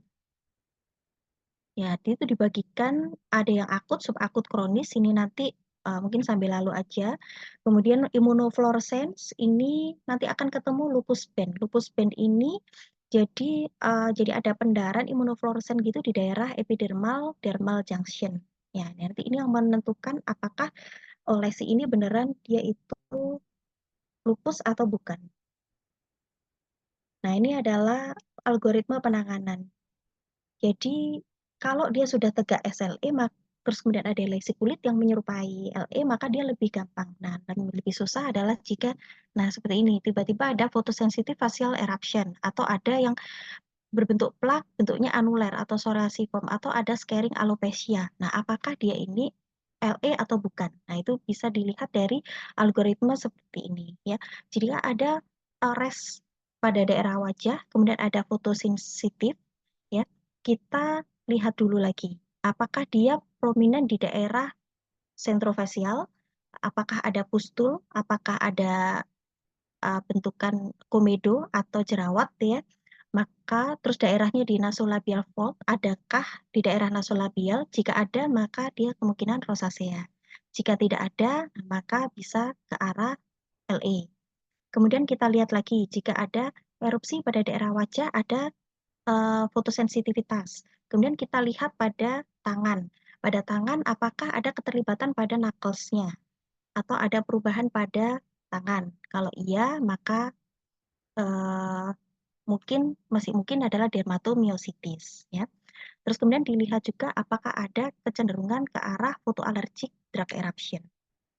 Kemudian jika ada bentukan plak, bentuknya anuler ya. Kemudian kita lihat apakah ada patan-patan khusus yang triangular di daerah badan, kemudian apakah ada keterlibatan di daerah lengan. Jika tidak ada, maka pertimbangannya adalah berikut ini.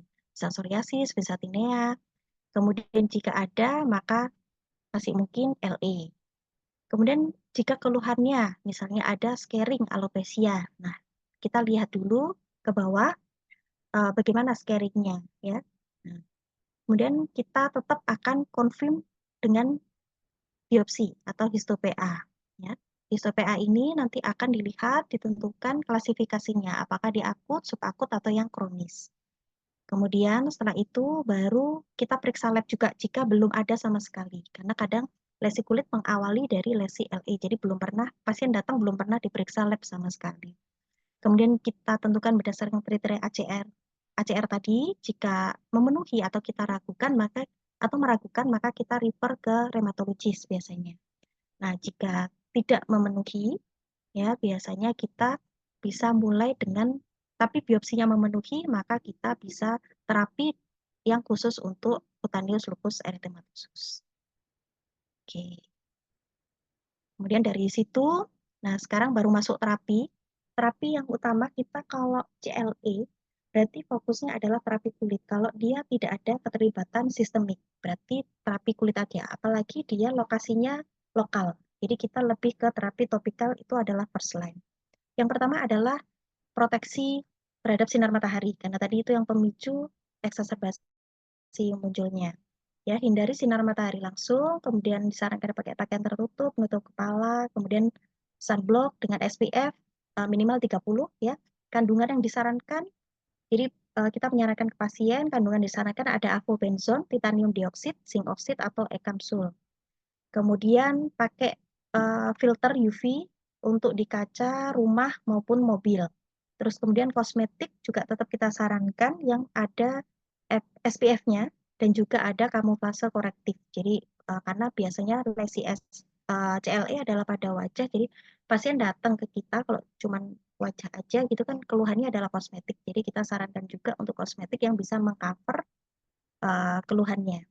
Kemudian disarankan juga untuk cek vitamin D, ya, kemudian bisa diberikan suplemen. Ini masih dalam tahap penelitian, tapi bisa direkomendasikan kepada pasien. Nah, ini pilihan terapi. Nah, kalau memang lesinya cuma ada di kulit, maka first line-nya memang adalah topikal. Tadi sunscreen, kemudian kedua adalah yang first line adalah topikal steroid atau topikal calcineurin inhibitor. Ya, jika lesinya luas, maka bisa dipertimbangkan pakai glukokortikoid yang sistemik, tapi catatannya dia adalah short course, jadi 2-16 minggu aja maksimal ya. Kalau ini tidak memenuhi. Tapi kalau dia memenuhi kriteria RSLE, maka kita harus rujuk ke rheumatologis. Biasanya sudah mendapatkan terapi oral juga akhirnya. Kita hanya menambahkan terapi topikalnya ya untuk kosmetik ke sini. Oke, kemudian kalau terapinya, terapi topikal yang first line tadi glukokortikoid. Biasanya kita pakai yang super potent class, jadi yang clobetasol, propionat atau betamethasone ya. Kemudian untuk daerah-daerah yang sensitif, nah karena seringnya pada wajah ya, jadi pada daerah wajah, kemudian leher itu masih sensitif, kulitnya lebih tipis, maka bisa diberikan yang intermediate ya, intermediate contohnya triamcinolone ataupun yang desaximethasone. Kemudian durasinya berapa lama? Jadi pemakaiannya cukup 2 kali sehari, kemudian untuk 2 minggu. Ya, 2 minggu, kemudian rehat 2 minggu. Jadi kalau steroid maka harus ada rehatnya 2 minggu dipakai, kemudian istirahat selama 2 minggu. Nah, selama istirahat 2 minggu ini bisa pakai alternatif, yaitu pakai topikal calcineurin inhibitor. Contohnya pimecrolimus ataupun tacrolimus ya. Tapi jika tidak diberikan ini juga tidak apa-apa, tapi istirahat aja karena untuk menghindari efek samping dari steroid yang terus-menerus. Nah, untuk pemilihannya terapi topikal kapan pakai ointment, kapan krim, kapan solution atau gel. Nah, ini sebenarnya tergantung jenis lesinya tadi, lokasinya ya. Kalau dia lesinya tebal seperti yang contohnya yang kronis tadi diskoid, maka lebih bagus ointment daripada yang krim daripada yang solution atau gel. Tapi jika dia yang akut tadi lesinya tipis berupa patch, maka apalagi di wajah, maka disarankan yang krim. Karena secara kosmetik lebih nyaman, lebih bagus. Kemudian lesinya juga tidak terlalu tebal, sehingga bisa pakai krim.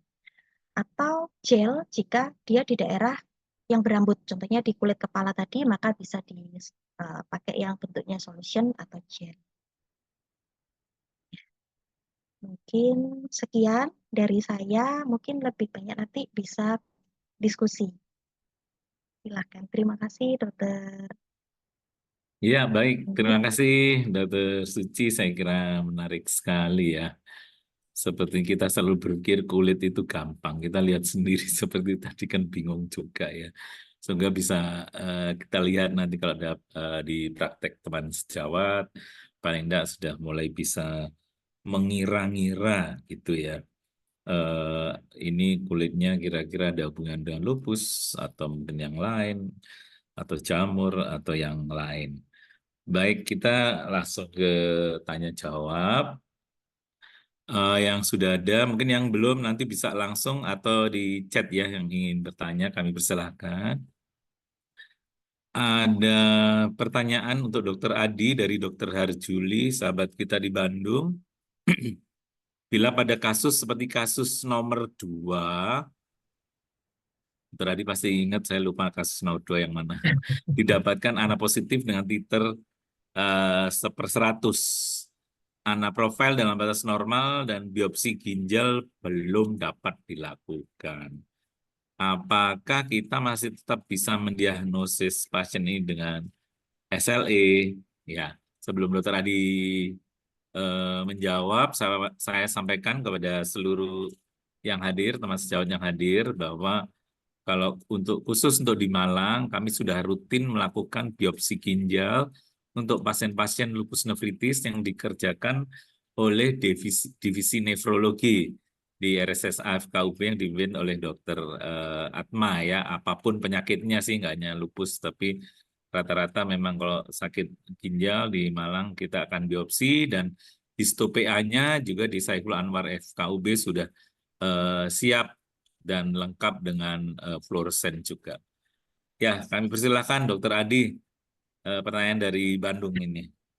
Baik, Cukup ya. terima kasih Dokter Singgi, terima kasih juga Dokter Harjuli. Ini sih kayaknya bukan nanya, saya kayaknya ujian Dokter sama Dokter Harjuli. Eh, Tadi kasus yang kedua itu kan ada apa namanya, ada ITP, terus pasien ITP yang sebelumnya didiagnosis sebagai ITP saja, terus habis itu pasiennya sekarang muncul manifestasi ginjal. Tapi mungkin karena pasiennya ITP gitu kan, mungkin mau dibiopsi ginjal, ITP-nya belum ITP-nya belum resolve gitu ya dok ya, belum membaik trombositnya, jadi mungkin agak kesulitan mau dilakukan biopsi ginjal. Nah, jadi di sini kita sudah melihat ada 2 organ involvement. Pertanyaannya adalah, satu, apakah ITP saja gitu, kalau itu adalah suatu ITP primer itu sering disertai dengan keterlibatan ginjal, itu kan jarang dok ya. Nah, ini keterlibatan ginjal yang perlu diperhatikan di sini adalah apa gitu dok. Kalau misalnya emang kelihatannya keterlibatan ginjalnya berat, protein urianya masif, terus habis itu ada hematurianya juga, terus apa namanya, yang biopsi ginjal emang belum bisa dikerjakan ya. Terus tadi mungkin anaknya titernya 1/100. Kita sebenarnya bilang positif kan di atas 1/80. Jadi sebetulnya masuk ke kriteria entry. Nah, tinggal kita cari autoantibody-nya gitu dok. Tadi kalau misalnya anak profile negatif, berarti kan di situ ada anti SM negatif, anti dsDNA juga biasanya ada di anak profile negatif juga, berarti mungkin autoantibody-nya yang lain. Kalau kita tidak bisa menemukan autoantibody, kita mungkin bisa menemukan bukti adanya deposit kompleks imun ya, komplemennya gitu. Jadi kalau yang masuk kriteria kan adalah antifosfolipid, terus mungkin Dr. Harjuli bisa periksakan komplemen. Kalau misalnya mau komplemennya rendah, saya rasa ini pasien berarti SLE dok gitu, karena tadi kalau ini suatu ITP saja, apa sering gitu dengan adanya keterlibatan ginjal. Jadi kan ada keterlibatan dua organ gitu ya dok ya. Tadi memang challenge-nya adalah autoantibody-nya yang kita belum bisa identifikasi yang mana, tapi tadi autoantibody-nya sangat beragam pada lupus dan tidak semuanya bisa kita periksakan secara rutin memang. Ini tuh dok. Ya, baik. Saya kira mungkin cukup jelas. Terima kasih, Dokter Adi. Ini ada pertanyaan menarik untuk Dokter Suci dari Dokter Venda. Setahu saya Dokter Venda itu di Semarang ya, Dokter Adi ya. Iya dok. Ya, izin menanyakan untuk panikulitis lupus, apakah ada algoritma terapi khusus? Kebetulan kami ada pasien MCTD, Mixed Connective Tissue Disease. Ini ruwet lagi ya, autoimun ini. Dengan panikulitis terkonfirmasi dengan biopsi, namun tidak respons dengan steroid serta DMARDs. Ini tentang panikulitis. Monggo silakan Dokter Suci, mungkin ada di kulit ada Baik. treatment atau Tadi algoritma. berarti Monggo. seperti yang sudah saya tampilkan tadi ya dok. Tadi, mohon maaf, tadi berarti SLE-nya sudah tegak ya? CLE-nya maksud saya. Sudah tegak CLE, kemudian Ya, sudah sudah diterapi tegak. dengan steroid begitu ya? Ya, dan Jadi kalau yang DMARDs. ya, kalau yang panikulitis, berarti kan dia sudah tegak, berarti dengan biopsi juga, apakah ada SLE atau tidak.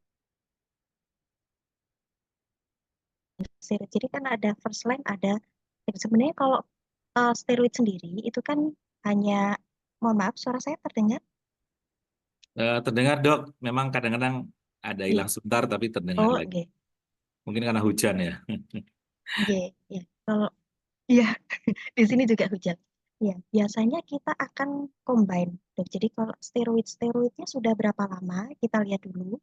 Sebenarnya steroid itu kan kita tahu hanya short course saja untuk CLE. Kalau dia ada SL-nya, maka akan mengikuti algoritma terapi dari SLE. Tapi kalau dia hanya CLE, maka eh, steroidnya itu biasanya hanya short course, kemudian kita combine dengan terapi sistemik yang lain. Second line-nya bisa anti malaria seperti chloroquine, atau third line-nya bisa pakai azathioprine.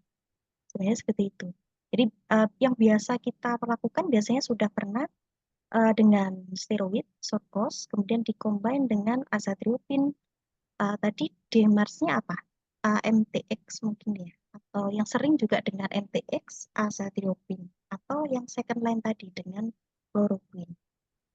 Itu. Kalau yang panikulitis memang biasanya dia lebih dominan terapinya pakai yang sistemik, Dok. Jadi tidak terapi topikal karena dia kan bentuknya nodul-nodul seperti itu ya. Kecuali ada lesi CLE, kronik CCLE yang lain. Jadi misalnya ada atrofinya atau ada lesi eritem dan hiperpigmentasi, maka kita komen juga dengan terapi topikal. Ya, mungkin itu, Ya, Dokter.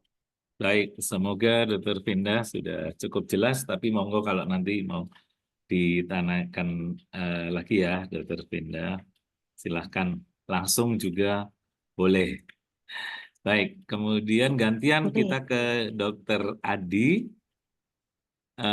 Ini dari Dokter Ahmad Malang. Apakah ada tempat memberikan terapi awal pada pasien yang curiga lupus, namun tidak bisa dikonfirmasi dengan pemeriksaan anates? Ya mungkin di puskesmas nggak ada anates pastinya, atau pasien juga nggak mau periksa sendiri, atau anates negatif. Silakan dok. Jadi sudah mirip-mirip, cuma anatesnya nggak ada gitu ya. Ya, baik dok. Terima kasih banyak. Jadi keterbatasan itu settingnya, Dokter Adi. Iya dok. Jadi ini pertanyaan menarik sekali dan ini mungkin susah gitu dijawabnya. Jadi begini, kalau misalnya tadi ada manifestasi klinis yang tidak bisa kita jelaskan selain lupus, artinya ini, dan manifestasi klinis itu jelas adalah itu immune mediated tadi. Jadi kata kunci immune mediated itu tolong dipikirkan. Jadi tadi glomerulonefritis adalah immune mediated disease gitu, walaupun tidak semua glomerulonefritis karena immune mediated. Terus tadi trombocytopenia, kalau misalnya memang ini gambarannya ITP, terus habis itu misalnya bisa periksa IPF, atau misalnya ke IHA, bisa periksa retikulosit, dan itu emang ada peningkatan, dan kita bilang ini ada hemolisis, ada trombositopenia yang immune mediated. Toh apapun sebabnya, kita harus mengobati kan ya dok ya. Apakah itu ITP primer, apakah itu ITP sekunder, apakah ini glomerulonefritis tadi ini primer atau sekunder gitu ya, kita harus obati. Memberikan antiinflamasi atau kita kasih steroid gitu. Jadi kembali lagi kalau misalnya memang tadi yakin bahwa manifestasi klinisnya itu adalah immune mediated, bisa diobati. Nah, tinggal mengobatinya bagaimana. Sebetulnya kan sedikit berbeda pada kasus yang nomor 2 tadi misalnya contohnya. Kalau misalnya di ITP saja mungkin dikasih steroid. Kalau misalnya dia kronik ITP, nanti habis itu mungkin perlu sparing dengan imunosupresan yang lain. Bedanya kalau ternyata dia lupus, sebetulnya apa sih? Nah, kita kan kalau pada lupus kita sudah sepakat bahwa kita akan menambahkan hidroksikloroquine pada pasien dengan lupus. Nah, hidroksikloroquine apa sih manfaatnya gitu? Ada studinya, saya lupa ya nama studinya ya. Ya, tapi ada studinya bahwa hidroksikloroquine itu bisa menghambat progresivitas. Artinya kalau misalnya dia datang dengan manifestasi artritis, diberikan hidroksikloroquine, maka dia tidak jatuh, tidak diprogres menjadi nefritis lupus juga pada waktu yang akan datang. Tapi kalau misalnya dia tidak diberikan, ternyata lebih tinggi risikonya dia untuk jatuh kepada kondisi yang lupus nefritis. Tapi balik lagi kembali kasus nomor 2, kalau misalnya seperti menghadapi situasi yang dihadapi Dr. Harjuli tadi, mungkin tidak apa namanya, tidak salah gitu kita menambahkan hidroksikloroquine di situ. Ya, jadi seandainya dia diberikan hidroksikloroquine sebelumnya, mungkin dia tidak jatuh. Tapi kalau dia sudah jatuh, tambahkan hidroksikloroquine apa ya, supaya tidak jatuh, tidak nambah-nambah progresif organ-organ yang lain. Walaupun studinya memang terbatas untuk mencegah progresivitas nefritis lupus. Jadi bisa diobati gitu, Dok.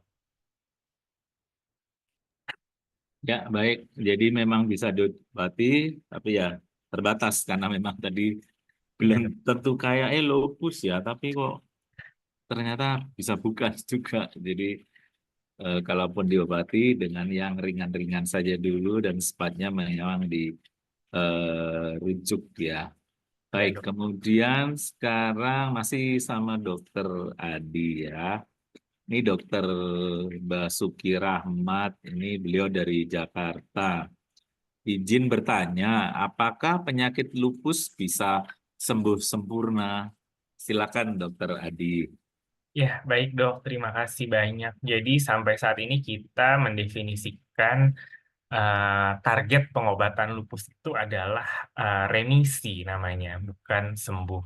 Definisi remisi terakhir dari Perhimpunan Rheumatologi Eropa, EULAR, itu definisi remisi adalah dia di aktivitas penyakitnya eh, sudah tidak aktif lagi gitu ya, 0,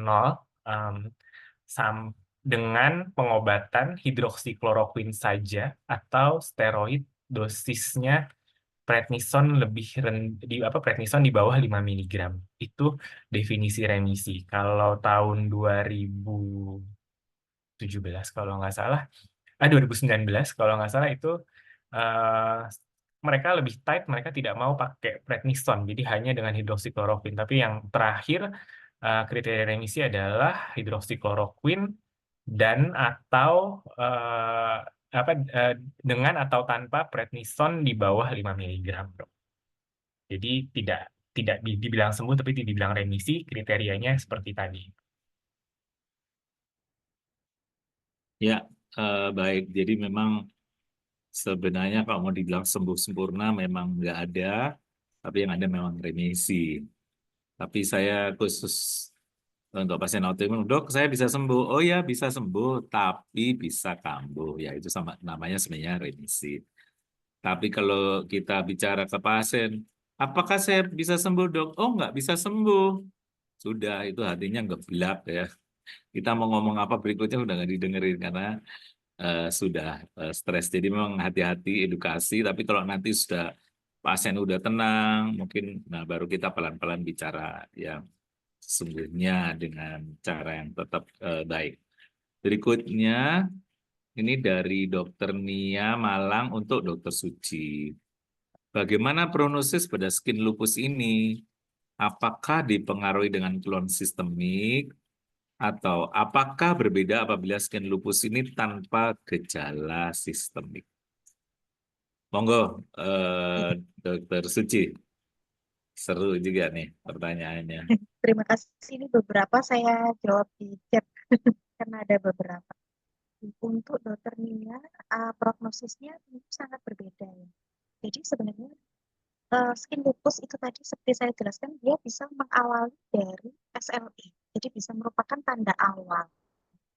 Nah, biasanya yang atau bisa menentukan apakah ini termasuk SLE yang mana. Jadi kalau ACLE biasanya mengikuti dari eksaserbasi akut dari SLE. Kalau SCLE atau kronis, kadang itu bisa mengawali lesi SLE. Jadi mungkin bertahun-tahun sekarang ada lesi kulit aja, ya. Tapi jika diikuti pasien ini, mungkin nanti akan ada gejala yang lain atau berikutnya nanti akan menjadi SLE. Nah, untuk prognosisnya pastinya berbeda. Jika dia sudah ada SLE, maka prognosisnya tentu akan lebih buruk daripada yang dia hanya masih di kulit aja, terutama yang lokal. Jadi jika lokal itu maksudnya cuma 1 atau 2 lesi, maka dia prognosisnya bisa lebih baik, ya. Bisa lebih cepat membaik dengan terapi topikal. Nah, tapi kita perlu terus mengikuti pada pasien ini, terutama jika dia sudah tegak dari biopsi bahwa dia adalah termasuk cutaneous lupus erythematosus. Maka pada pasien ini perlu dikawal atau evaluasi lebih lanjut apakah nantinya akan berkembang menjadi ada keluhan sistemik. Seperti itu mungkin, Dokter. Ya, baik. Jadi memang yang hanya kulit saja tetap harus dimonitor pada kenyataannya. Pada suatu saat memang ada sistemiknya bisa. Baik, mungkin untuk Dokter Suci, mungkin yang terakhir ini ya, dari Dokter Radiatam Jakarta. Izin bertanya, seberapa pengaruh pemberian steroid baik dari dosis ataupun durasi terhadap hasil biopsi kulit, dan seberapa diperlukan washout steroid sebelum biopsi kulit. Wah, ini penting juga ini ya. Siapa tahu mempengaruhi itu hasilnya PA udah dipakai steroid mungkin sudah normal semua. Monggo Iya. Dokter Suci. Iya. Ye. Iya. Baik, jadi PA ini salah satu pemeriksaan penunjang. Jadi lebih baik jika dia belum diberikan terapi. Jadi maksud saya bukan belum diberikan terapi, tapi pada saat awal lesi tersebut muncul. Jadi misalnya lesi berupa patch eritema pada yang akut atau yang sudah berubah plat hiperpigmentasi pada yang kronis gitu ya. Jika dia pada awal muncul, maka dia jadi pemilihan lokasinya itu juga penting. Jadi itu menunjukkan nanti yang mana. Jadi misalnya kronis, maka kita akan pilih lokasinya adalah tadi kan kalau pada kronis itu lesi yang khasnya dia kan berupa plat, kemudian pinggirnya ada eritem, kemudian tengahnya ada atrofinya. Maka pemilihan lokasi biopsi juga menentukan. Kita pilih di antara plak yang eritem tersebut, kemudian pada sisi yang ada atrofinya. Itu akan kita lakukan biopsi di situ. Nah, nanti hasilnya dia akan ketemu sesuai. Kalau kita hanya biopsi pada daerah yang ada plak eritem, tapi atrofinya tidak diikutkan, maka nanti hasilnya akan mempengaruhi hasil dari hasil biopsi. Jadi bisa jadi tidak terdiagnosis. Kalaupun dia sudah diberikan terapi, maka lesinya bisa sudah menghilang. Contohnya pada yang akut, karena kalau akut ini kan dia sifatnya cepat menghilang. Terus kemudian dia tidak terlalu berbekas, hanya patch hiperpigmentasi, PIH biasa. Kalau sudah PIH, kita lakukan biopsi. Karena nanti tidak ketemu kalau ini itu adalah CLE, adalah CLE, cutaneous lupus. Bisa PIH karena penyakit manapun juga bisa. Psoriasis ada PIH, kemudian kita lakukan biopsi pada saat sudah jadi PIH, maka tidak akan bisa terdiagnosis nanti apakah itu psoriasis ataukah itu lupus. Jadi sebaiknya waktu menentukan kapan di biopsi itu juga penting. Jadi pada awal sebelum diterapi atau pada awal lesi, walaupun itu sudah diterapi tapi masih ada lesi baru yang muncul dan lokasi lesinya juga penting. Tergantung bentuknya. Terima Itu kasih mungkin Dokter Suci. Saya kira ini penting sekali ini juga untuk setelah hasil biopsinya ini benar-benar kita percaya. Iya. Baik, mungkin sebentar lagi kita mungkin akan selesai. Nanti sebelum saya kembalikan ke Dokter Verina, monggo mestinya kita akan foto ya Dokter Verina. Terima kasih Dokter Adi dan Dokter Suci. Kita hari ini mendapat banyak sekali ilmu, terutama yang praktis di lapangan. Harapannya kalau ada kecurigaan lupus, ada kewaspadaan lupus, kita juga bisa ambil itu kewaspadaan lupus di pedoman IRA di www.reumatologi.org.id, atau mungkin Anda cari di internet Saluri periksa lupus sendiri, itu juga bisa untuk kewaspadaan terhadap lupus ya. Jadi saya kira kewaspadaan kalau di Malang kayaknya cukup baik ya sudah. Tapi kadang-kadang masih ada pasien yang terlambat dirujuk, masih ada juga ngerujuknya itu masih nunggu, nanti sudah berat baru masuk IGD. Saya harap mungkin semakin ke sini semakin baik ya. Baik, sekali lagi terima kasih dan matur nuwun untuk semua peserta teman sejawat di sini yang bersedia bergabung. Dan saya perhatikan masih 130 di atas dengan pertanyaan yang banyak, benar-benar terima kasih. Saya kembalikan kepada MC Dr. Verina. Monggo. Terima kasih Dr. Singgi, terima kasih kepada narasumber dan moderator atas diskusi dan materinya yang sangat menarik, yang tentunya menambah pengetahuan kita tentang lupus. Sebelum menutup acara hari ini, saya undang untuk semua peserta untuk dapat membuka kamera untuk dilakukan screenshot oleh panitia. Baik, apakah sudah dibuka kameranya semua? Monggo, Baik, saya mulai bisa hitung ya, Dok. dibuka, teman sejawat, nggak apa-apa, dengan pose apapun juga boleh. Monggo, silakan. Teman-teman dari ID juga. Kayaknya bisa dimulai, Dokter. Ya, izin saya mulai ya, Dok. Yeah. Baik, untuk saya mulai dari slide yang pertama. 1, 2, 3.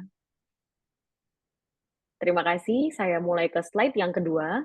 1, 2, 3.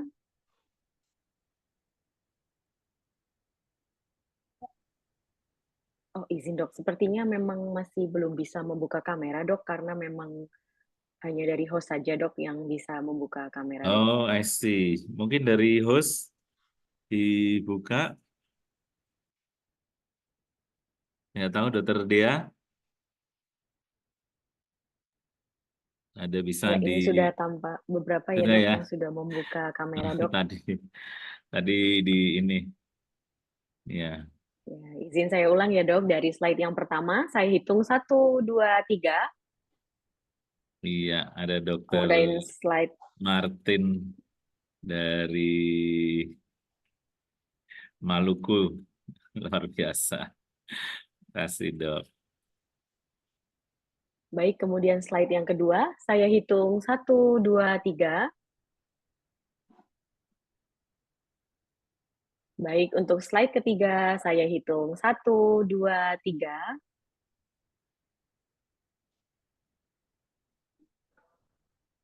Baik, untuk slide keempat, saya hitung 1, 2, 3. Dan untuk slide yang kelima, saya hitung 1, 2, 3. Baik, terima kasih, Dokter. Baiklah, Terima kasih para semua hadirin. pembicara, MC, Terima kasih, para Dok. peserta terutama dari Malang maupun Terima dari kasih, Jawa. Dokter Singgi. Ya, saya izin live. Ada Dokter Nani juga. Iya, Dokter Nani. Lihat juga. Baik, para hadirin, acara Ya, diskusi matur nuwun, Dok. tadi sekaligus menutup acara hari ini. Saya selaku pembawa acara mewakili seluruh panitia yang bertugas mengucapkan terima kasih atas perhatian Anda dan mohon maaf bila ada salah kata. Selamat siang dan salam sejahtera.